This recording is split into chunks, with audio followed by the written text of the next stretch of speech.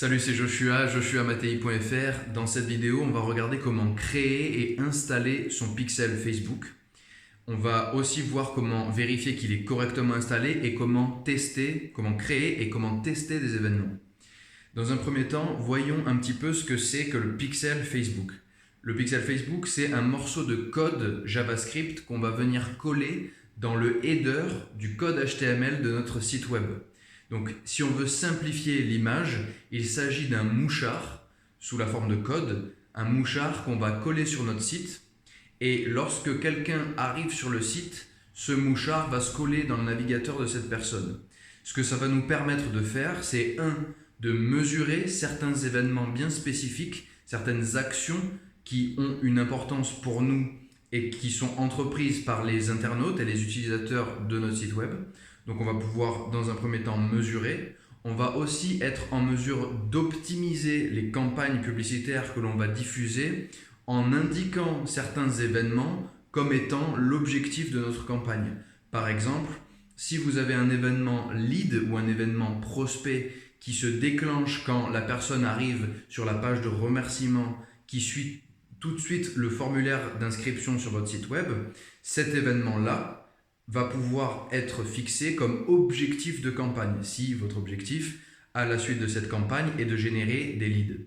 Et enfin, avoir un pixel va vous permettre d'améliorer le ciblage de vos campagnes. Encore une fois, si on reprend l'exemple des prospects et de l'événement lead, on va pouvoir indiquer à Facebook vouloir cibler des gens qui ressemblent à cette audience source des gens qui sont devenus des leads, et on va aussi pouvoir créer une audience personnalisée. Donc on rentrera dans le détail des audiences dans d'autres vidéos, mais juste pour vous expliquer un petit peu l'utilité du pixel, on va pouvoir créer une audience personnalisée basée sur le trafic web et en particulier sur un événement donné, ici les leads, pour pouvoir les recibler avec peut-être une offre que l'on va faire à nos prospects pour les faire avancer et les transformer en clients. Donc sans plus attendre, on va passer sur l'ordinateur, on va créer le pixel, on va installer le pixel, ensuite on va créer des événements, tester ces événements et enfin découvrir un outil qui va nous permettre de tester si cet événement est bien installé ou non sur notre site web et sur le site web de nos concurrents ou n'importe quel autre site web. Donc on passe sur l'ordinateur tout de suite, c'est parti. C'est parti pour créer le pixel Facebook. Vous allez voir, la démarche a changé et j'ai dû moi-même refaire cette vidéo parce qu'en fait, la démarche que j'avais pour habitude de faire encore et encore et encore pour chaque client a changé. Et en plus, les explications de Facebook sur cette nouvelle procédure sont assez peu claires. Vous allez voir pourquoi. C'est peut-être moi qui suis à côté de la plaque complètement. J'ai pas l'impression parce que j'ai quand même pris le temps de lire attentivement. Donc je vais vous montrer ici comment faire et comment installer le pixel avec le nouveau module d'intégration partenaire WordPress et surtout en s'adaptant aux manquements au niveau des explications données par Facebook. Alors c'est parti. Première étape, on va se rendre dans les paramètres d'entreprise de votre business manager comme d'habitude. Donc business.facebook.com/settings, je vous conseille de mettre cet endroit-là en favori. Une fois que vous êtes dans les paramètres d'entreprise de votre business manager, on va se rendre dans source des données sur la gauche, puis sur pixel. En cliquant sur pixel, on a ici au milieu tous les pixels préexistants, donc vous n'en avez peut-être pas, et en théorie vous n'en avez pas. Et à droite, on a le statut du pixel qui est sélectionné. Vous voyez là tous les pixels, et il n'y a que celui-ci qui est fonctionnel, celui-ci évidemment aussi. Voilà. Donc maintenant, nous, ce qu'on veut faire, c'est en créer un nouveau. Donc pour le créer, on va cliquer sur Ajouter tout simplement, et on va d'abord devoir lui donner un nom. Donc je vais donner Pixel Joshua Matei 4 cette fois-ci, puisque le 3 a été un test pour moi. Et ici, rentrer l'adresse du site web. Hop. Continuer. Donc, ça crée le pixel et ici, on nous propose de soit finir la configuration, soit faire autre chose. Donc, on va configurer le pixel maintenant. Et ici, on voit plusieurs options. Ajouter du code à l'aide d'une intégration de partenaire, ajouter manuellement le code de pixel au site web, ou envoyer les instructions par email à un développeur. Ou en gros, les instructions seront celles qui correspondent à cette procédure-ci. Donc il y a deux solutions. C'est soit on intègre grâce à un partenaire où on n'a pas besoin de toucher au code du site internet, du CMS, donc du Content Management System qu'on utilise pour notre site internet, soit on l'installe manuellement. Donc petit topo sur comment ça marche l'installation manuelle du site web. Si je clique là, je vais le faire, peut-être qu'on peut cliquer sur retour après, voilà, on peut retourner en arrière. Donc ça c'est le code, c'est le code de base de mon pixel. Ça je peux le copier, donc une fois que c'est copié, je vais ensuite aller dans la partie de mon Content Management System, donc par exemple dans WordPress, dans la partie de WordPress où je vais pouvoir coller ce morceau de code dans le header du code HTML de mon site. Donc pour faire ça, on va utiliser des plugins en général. Donc il faut trouver le plugin qui permet de le faire. Vous pourriez taper le nom de votre sur Google, le nom de votre CMS, puis header, puis ajouter du code. Voilà. En tapant cette phrase-là dans Google, vous trouverez quel plugin utiliser pour pouvoir coller ce code afin qu'il apparaisse à travers toutes les pages de votre site. Donc qu'il soit dans le header de votre site par défaut. Voilà un peu comment ça fonctionne. Donc là, c'est pas ce qu'on va faire. Nous, on va choisir la partie la plus simple, donc qui est l'intégration grâce à un partenaire. Mais, comme je le disais, qui a changé pour WordPress et qui n'est, je trouve, pas aussi facile et clair qu'avant. Donc je m'explique. Là, on va choisir un partenaire. Donc peu importe le Content Management System que vous utilisez, vous sélectionnez celui qui vous correspond. En l'occurrence, moi, c'est WordPress. Donc je clique dessus et voilà le problème que je rencontre. C'est que ici, il parle d'installer un plugin, donc c'est la procédure qu'il fallait suivre avant. Sauf que ce qui se passait avant, c'est que sur cette page, il était possible de télécharger le dit plugin pour pouvoir ensuite aller le téléverser dans WordPress. Sauf que ici, c'est pas possible. Et ils disent cliquez sur importer un plugin dans WordPress, puis sur Choose File et le nom de ce fichier-là. Mais sauf que ce fichier-là n'existe pas dans mon ordinateur et qu'il ne donne pas l'option de le télécharger. Donc, au final, comment est-ce qu'on va faire pour s'en sortir? Je vais vous montrer. On va tout simplement avancer ici dans les explications. On pourrait d'ailleurs le fermer. Donc, c'est ce qu'on va faire. On va laisser ça ouvert parce que bon, autant le faire comme ça. Donc, on va se rendre dans WordPress sans suivre la procédure décrite par Facebook. Et dans WordPress, on va aller dans Plugin, donc extension en français. J'avais mis mon site en anglais à un moment, je ne l'ai pas repassé en français. Donc là, ce sera extension en français. Et ici, on va cliquer sur Add New ou chez vous, Ajouter. Donc, on va ici chercher dans les plugins Facebook. On va cliquer sur Entrée. Et on va avoir le plugin Facebook for WordPress. Et on va ici cliquer sur Install Now. Donc, installer. Plutôt évident. Une fois qu'il est installé, on va l'activer. Une fois qu'elle a été installée, on va l'activer. Et ensuite, pour lier notre site WordPress avec notre Business Manager, et plus particulièrement le compte publicitaire qu'on veut et le pixel qu'on veut, on va devoir retrouver ici l'application, l'extension qu'on vient d'installer, cliquer sur Settings, donc Paramètres, et ensuite descendre ici sur Get Started ou Commencer et suivre bêtement les étapes. Donc, on va demander de me connecter. Donc ici, vous pouvez choisir, si vous avez plusieurs comptes, de se connecter à un autre compte. En général, ce sera le bon. Donc, vous cliquez ici sur Continuer en tant que vous et sur Continuer encore. Et on va vous demander ici de sélectionner le Business Manager, le compte publicitaire et le pixel que vous voulez associer. Donc ici, moi, c'est celui-ci. C'est ce Business Manager-là que je veux connecter. Dans ce Business Manager, c'est, on va dire peu importe, mais voilà, là, on va sélectionner le compte publicitaire auquel je veux lier le pixel. Donc on va dire que c'est celui-ci. Continuer. Et là, on va sélectionner le pixel que je viens de créer. Donc là, il existe. Donc c'est avec cet identifiant-là, 136 qui finit par 84. Donc je le sélectionne et je clique sur Continuer encore une fois. Donc là, un résumé de ce que je viens de faire. On a lié le site WordPress à un Business Manager, on va dire, qui m'appartient. le business manager, c'est consultant je suis à Mattei, le compte publicitaire, c'est ça, et le pixel, c'est celui qu'on vient de créer. Donc on peut ici avoir la correspondance automatique avancée, on va afficher les options, et moi j'aime bien bombarder, donc on va tout sélectionner, et on clique sur continuer. Donc maintenant que c'est fait, on va, qu'est-ce que WordPress, donc suivant. Voilà, association de WordPress app à Facebook, et ça charge. Et normalement, ça va fonctionner. Donc, tout est prêt. Maintenant que vous avez associé votre site web à Facebook, vous pouvez blablabla. OK. Donc, OK. On va sortir de cet assistant.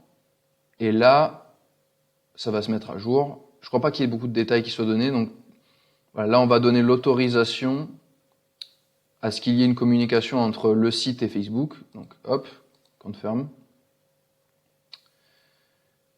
Et donc là, normalement, c'est bon. Your business is connected to Facebook. Donc, on va tester si c'est vrai ou pas. D'accord? Donc ici, on va retourner dans la procédure qui avait été mise en pause en rentrant l'URL du site web concerné. Donc ici, voilà l'URL pour moi. Donc là, je le colle et j'envoie un test de trafic.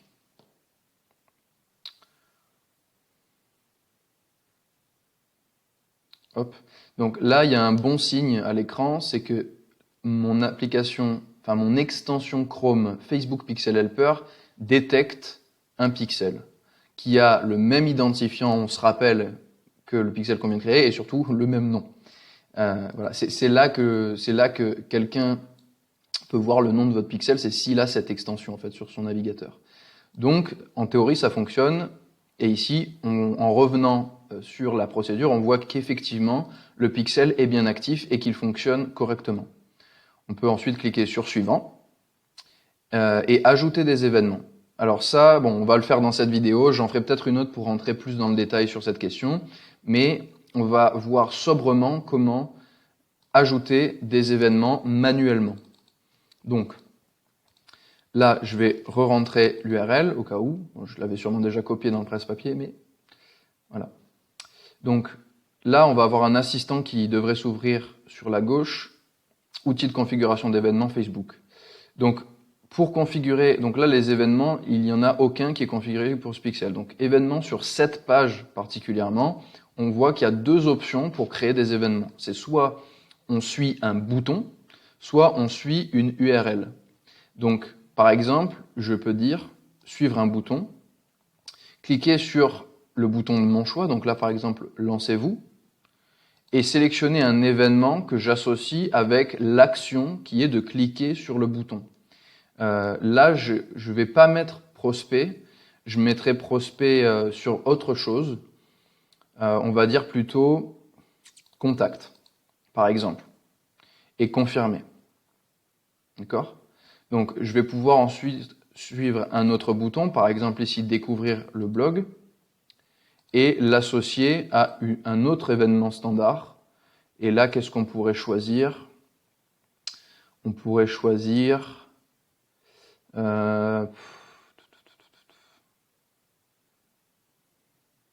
Bon, ça n'a pas vraiment d'importance. En plus, c'est pas le type d'action que je traquerai avec mon pixel, mais on va dire soit ajout à la liste d'envie. Ça pourrait être soit l'ajout à la liste d'envie, soit rechercher, par exemple. Voilà.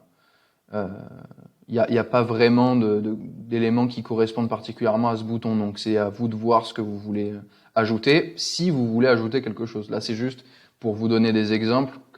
Voilà. Et là, pareil, réserver votre audit gratuit en ligne. Ça, c'est une action qui, moi, a un intérêt au niveau business. Et c'est une action qui fait avancer les choses. Donc, c'est plutôt ce type-là de bouton que je vais suivre, encore une fois, en disant qu'il s'agit ici d'une intention de contact, on va dire. Pareil sur ici, ce bouton, où je vais également dire que là il s'agit d'un contact pur et dur, voilà, c'est certain. Donc ensuite, ce qu'on peut faire, c'est par exemple aller sur la landing page, bon, qui est loin d'être parfaite, hein, c'est juste que mon site internet, pour l'instant, je ne l'utilise plus du tout, et il faudra que je le revoie et que je l'améliore. Mais pour vous montrer comment je verrai la chose, donc là par exemple, je vais avancer dans la procédure que je propose aux internautes sur mon site web en disant par exemple je vends un service.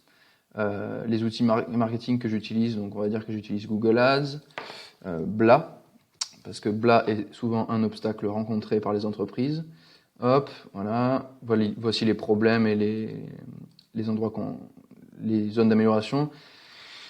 Je vends un service. Bon, évidemment, j'aime quand il y a beaucoup plus de détails que ça. C'est juste à titre d'exemple. Donc, next. Chiffre d'affaires. Budget marketing. Indiquer l'email. Donc, on va donner ça. Nous y sommes presque. Donc, plus 33, 6, 15, 58, 45, 12. Submit. Voilà.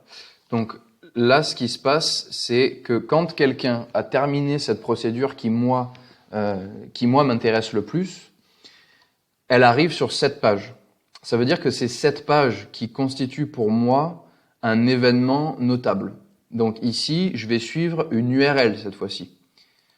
L'URL qui correspond à ça. Je vais mettre contient ça. Fais voir pourquoi ça... Ah oui, parce que j'ai pas sélectionné l'événement. Donc on va dire que je vais mettre que ça contient ça en disant... Non, peut-être pas. Non, je veux dire qu'elle est égale. Qu'elle est égale à ça. Et alors l'événement qui correspond à ça, on va dire que ça va être un prospect. Parce que là, à ce stade, j'ai les informations de la personne. On va dire l'outil que j'utilise là où il y a les différentes questions, c'est Jotform, ça s'appelle. Et quand la personne a fini le processus, je reçois toutes les informations par mail. Donc c'est un prospect pour moi. Ici, je m'en fiche d'inclure une valeur. Pour moi, la personne qui arrive là est un prospect. Donc je confirme. Et ensuite, on va voir donc aucun créneau disponible. Voilà, donc là j'ai pas mis à jour visiblement mon calendrier. Donc je vais pas pouvoir aller plus loin pour donner l'exemple. Mais l'idée ensuite, ce serait de traquer quand la personne a aussi pris un rendez-vous sur Calendly. Et là, je pourrais choisir quelque chose de plus pour dire que c'est un prospect qualifié. Je ne sais pas s'il y a cette option, mais enfin voilà. Vous avez compris le procédé. Donc, une fois qu'on a fait ça et qu'on a terminé la configuration, on clique dans l'encart sur terminer la configuration. Et voilà. L'outil, oui, sûrement. Voilà. OK. Donc maintenant, donc ça c'est bon. Ça c'est bon. Créer une pub, machin, donc terminé. Et là, on va aller... Alors pourquoi est-ce qu'il est en rouge? Parce que là, il me le détecte bien. Je vais mettre à jour, ça devrait l'aider. Et là, on va découvrir un dernier outil qui s'appelle, enfin c'est un espace en ligne en fait, qui s'appelle le gestionnaire d'événements et où on va pouvoir rentrer dans le détail dans la gestion des pixels. Donc là, il est en vert effectivement, donc on va ici cliquer sur ouvrir dans le gestionnaire d'événements qui est aussi accessible, le gestionnaire d'événements, ici. Donc, on va cliquer ici. J'aime bien ouvrir dans un nouvel onglet. C'est pratique, j'ai pas envie de perdre la trace de ce que je fais ni de pas pouvoir retourner facilement en arrière. Alors, donc, on a le pixel ici. Donc ça, on verra dans une autre vidéo ce que ça dit et pourquoi c'est important ici. Donc, on va voir les événements si ils ont bien fonctionné et s'ils ont été répertoriés. On voit effectivement que c'est en vert, donc c'est plutôt bon. Et je peux aussi tester les événements, encore une fois, en rentrant mon adresse ici. Et en cliquant, par exemple, sur les boutons qui servent le plus, donc lancez-vous, par exemple. J'attends que cette page charge. Et ici, on voit qu'il y a des événements qui se sont déclenchés, donc contact, comme on l'avait installé, par exemple. Voilà. Donc, pour moi, ça a marché. Et ici, on va voir, encore une fois, que ça a fonctionné. Donc, aujourd'hui, à 18h06, donc c'est l'heure que j'ai en bas dans la barre de navigation de mon ordi. Voilà, donc en live, on voit les événements qui se déclenchent pendant que je fais des actions sur mon site. Donc ça a fonctionné, les événements sont fonctionnels et ça me permet de faire plusieurs choses. Déjà, ça va me permettre, quand je fais des publicités, de traquer le nombre de conversions et ça va aussi me permettre d'optimiser mes publicités par rapport à ces événements-ci en les considérant comme des objectifs de campagne. Donc ça, c'est ce qu'on verra dans de futures vidéos. Pour l'instant, on a installé notre pixel se déclenche et on va pouvoir traquer on va dire l'activité des utilisateurs sur notre site web et s'en servir pour mesurer et optimiser nos publicités et pour cibler au mieux aussi, évidemment. Il y a une grosse dimension d'amélioration du ciblage qui est rendue possible par toute cette procédure-ci. Je pensais aborder la question de l'extension dont j'ai parlé dans cette vidéo, dans une autre vidéo, mais peut-être que je le ferai, mais je pensais que voilà, ce serait dans la continuité logique et dans l'élan d'avoir une explication au moins au bout de cette vidéo-ci pour que vous puissiez avoir toutes les infos en un seul bloc. Donc, vous voyez ici l'extension Facebook Pixel Helper. C'est une extension qu'il faut absolument que vous installiez. Donc, Facebook Pixel Helper, c'est ce qu'on va aller taper sur Google. Facebook Pixel Helper. Voilà. Et ça, on va le taper dans Google. Et on a l'option ici, on clique dessus, l'option l'URL. Et vous pouvez, en suivant la même procédure, vous n'aurez pas ici l'option supprimer de Chrome, mais installer ou quelque chose comme ça. Et vous pourrez suivre facilement la procédure d'installation et elle apparaîtra en haut sous ce format-ci. Et quand vous arrivez sur un site web, ça vous permettra de voir sur absolument n'importe quel site web si effectivement un pixel est installé ou pas sur la page. Si ça ne fonctionne pas, c'est-à-dire que si vous êtes sur une page où il n'y a pas de pixel, ou du moins où ça reste grisé comme on peut le voir ici par exemple, il y a deux solutions. Soit il n'y a pas de pixel sur la page, soit ça signifie que vous avez un ad blocker, un bloqueur de publicité, une extension qui bloque les pubs, qui empêche cette extension de détecter le pixel. Et qui en fait, c'est surtout l'extension qui empêche le pixel de se déclencher et du coup qui empêche l'extension de le trouver et de le trouver. Voilà. Donc Facebook Pixel Helper, ça c'est une bonne façon de vérifier qu'un pixel est bien installé, que ce soit chez vous ou chez de la concurrence ou voilà sur un site X ou Y, si vous êtes curieux de savoir si effectivement il y a un pixel qui est installé.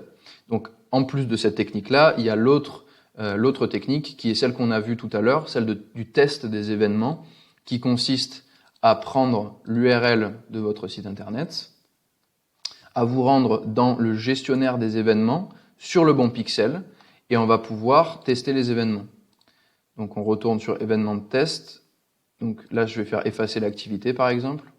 Et je peux cliquer sur tester les événements du navigateur parce que pour l'instant, on ne parle que d'un pixel qui fonctionne avec des cookies qui sont stockés dans le navigateur web et pas de l'API conversion qui sera le sujet d'une autre vidéo. Donc on accède au site web et on va, une fois qu'on est redirigé par Facebook sur le site web, cliquer à droite et à gauche sur le site pour déclencher des événements qu'on avait configurés, pour les déclencher et pour voir en temps réel si effectivement ils apparaissent. Donc encore une fois, on voit bien que ça se déclenche en temps réel, page view, contact. Pourquoi contact? Parce que c'est l'événement qu'on avait choisi de déclencher quand quelqu'un clique sur le bouton « Lancez-vous » sur le site web, à titre d'exemple. Merci d'avoir regardé cette vidéo. J'espère qu'elle a été suffisamment claire et détaillée pour vous et qu'elle vous a effectivement aidé. S'il y a encore des zones d'ombre, n'hésitez pas à poser vos questions en commentaire. J'aimerais vous demander maintenant, si ça ne vous dérange pas, de cliquer sur j'aime sous la vidéo et de vous abonner à la chaîne. Moi, ça m'aide énormément pour développer ma chaîne et ma communauté. Et vous, ça vous permettra d'être notifié lorsque de nouvelles vidéos arriveront sur le thème de la pub Facebook et Instagram. Et j'aimerais encore le rappeler une fois de plus, le but de cette chaîne, c'est de proposer une ressource en ligne gratuite qui permet à n'importe qui de partir de rien et de devenir un expert en publicité sur Facebook et sur Instagram. Donc merci encore et je vous dis à très bientôt.